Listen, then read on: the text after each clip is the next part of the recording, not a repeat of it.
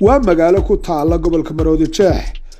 waxay kala wareegtay magaalada Berbera 1941 waa magaalada ugu weyn waana caasimadda Jamhuuriyadda Somaliland oo dhacda geeska Afrika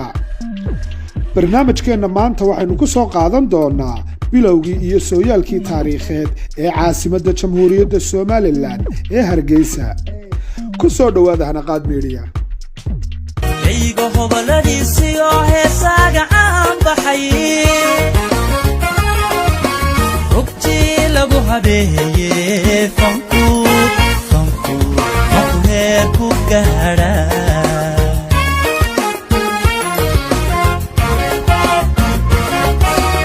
hoygii muftida iyo hooyadii abwaanka hoygii muftida iyo hooyadii abwaanka marka hore bariidiyo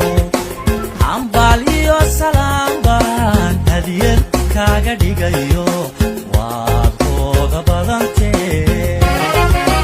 Hargeysay ma nabadba waa hooga badantee Hargeysay ma nabadba sida ku cad raadraaca taariikheed ee Soomaalida Hargeysa waxay ahayd goob xoolaha laga waraabiyo oo laga ganacsado dadka reer guuraaga ah iyo safaraduna ay ku nasan jireen magaalada Hargeysa oo markaa loo yaqaanay Harar ama Harar Tayar magaaladu fiditaan ayay bilowday markii uu yimi Sheekh Madar Shirwac oo si weyn loogu tixgeliyo in uu ahaa aasaasihii wadahadaladii diimeed iyo fiditaanka magaalada Hargeysa Sheekh Madar oo ku dhashay magaalada Berbera wuxuu u yimi magaalada Hargeysa in uu barto cilmiga islaamka oo uu hoos tago culimadii ugu sareysay Harar oo ka koobnaa Harariyiin iyo culimo Soomaaliyeed Sheekh Khaliil oo ahaa culimadii Harar ayaa kula taliyay Sheekh Madar in uu furo wada hadallo diimeed oo uu cilmiga diiniga ah baro dadka taas ayaa u horseeday Sheekh Madar iyo culimadii kaleba in ay helaan jaaliyadii weyneed ama jameeco weyn 1860kii xoolo dhaqatada Soomaaliyeed waxay la socon jireen roobka iyo daaqa Sheekh Madar wuxuu magaalada hareeraheeda ka sameeyay beero waaweyn oo hadhuur ah si ay magaaladu isku filnaan uga gaadho baahideeda nololeed una hesho cunto ku filan arrinkan ayaa degsiimo u noqday xoolo dhaqatadii guryo dhagax ah iyo dhismayaal badan ayaa laga dhisay magaalada Hedgeswine oo ahaa sarkaal British ah isla markaana ahaa sahamiye oo soo maray dhulka Soomaalida intii u dhaxaysay 1880kii ilaa 1890yadii wuxuu maqaalkiisa ku qoray magaaladan waxaa ku yaala beero waaweyn oo hadhuur ah dhererkoodu yahay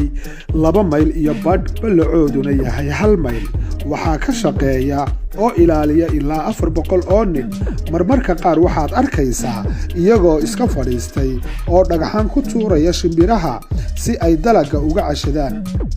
noocyada kala duwan ee xooluhu waxay daaqi jireen buuraha Hargeysa waxaa ku yaalay 2 marin oo muhiim ah mid ka imanaya Ogaadeniya iyo mid ka iman jiray Berbera iyo Bulaxaar waxa uu soo mari jiray sahayda sida bariiska tabaakada timirta iyo hargaha magaalada waxaa ka buuxay indhoolayaal iyo curyaabiin oo ay daryeeli jireen Sheekh Madar iyo culimadiisii sanadkii 1888kii kadib markii uu heshiisyo isdaba jooga la saxiixday salaadiintii markaa talada haysay Ingiriisku wuxuu ka samaystay maxmiyad gobolada loo yaqaano British Somaliland Ingiriisku wuxuu ka maamuli jiray magaalada Cadan ilaa 1898kii waxaana si toosan looga xukumi jiray wasaaradda arrimaha dibadda markii uu xafiis ka furtay 1905tii magaalada Berbera oo lahayd deked weyn oo ku taala badda cas berbera waxay ahayd caasimadii ugu horeysay ee maxmiyadda iyadoo loo eegayo muhiimadeeda istiraatiijiyadeed si kastaba ha ahaatee caasimadii waxaa laga raray berbera loona wareejiyay Hargeysa 1941 intii lagu jiray ololihii bariga Afrika maxmiyadii waxaa qabsaday Talyaaniga bishii August 1940 laakiin dib ayuu u qabsaday Ingiriisku bishii Maarso 1941 maxmiyaddu waxay xornimadeedii qaadatay 26 Juun 1960 maalmo kadib waxay la midowday Italian Somaliland si loo dhiso jamhuuriyad weyn oo Soomaaliyeed dabayaaqadii 1980 kaligii taliyihii Siyaad Barre ayaa amar ku bixiyay in gabi ahaanba la cirib tiro dadka ku dhaqnaa magaalooyinka waaweyn ee gobollada waqooyi sida Hargeysa, Berbera iyo Burco waxaa si arxan darro ah loo bartilmaameedsaday shicibkii iyadoo madaafiic iyo diyaarado lagu garaacay loona diiday guri ay hadsadaan in uu ka taagnaado magaalooyinka wuxuu ciidda hoos mariyay magaalooyin dhisan guud ahaantood waxaa la xaqiijiyay ku dhowaad 100,000 oo rayid ah in lagu xasuuqay halka ku dhowaad 1.5 milyan oo rayid ahi ay dhaafeen xuduudaha oo ay qaxeen waxaa nafaqa darro iyo xanuuno u leeday ubad iyo dhalaan aad u badan ilaa iyo maanta waxaa raq iyo ruux la la'yahay ku dhowaad 500,000 dad ah dib ula soo noqoshadii qarannimada Somaliland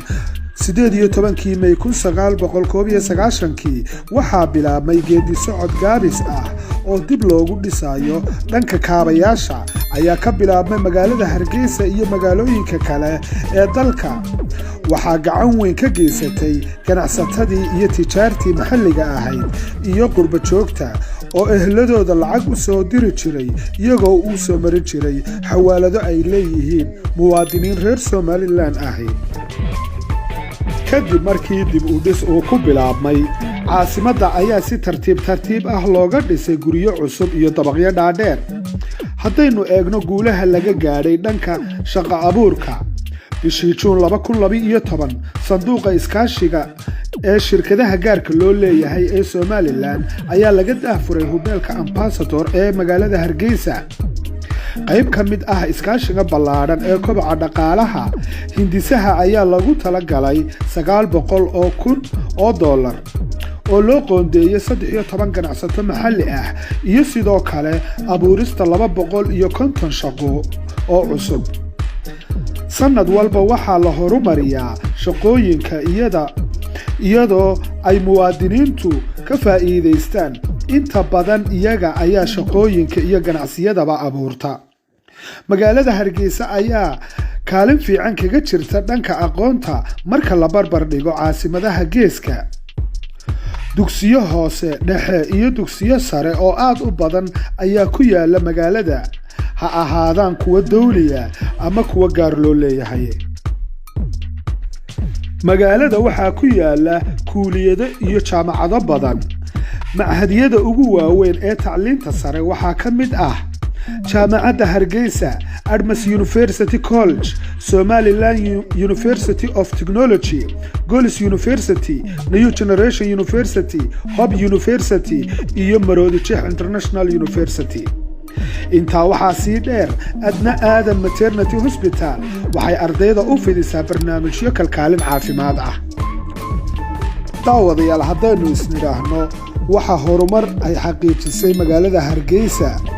iyo guud ahaan gobolada iyo magaalooyinka Jamhuuriyadda Somaliland ma aha mid ay mahal barnaamij iyo laba kaga gayoon doono.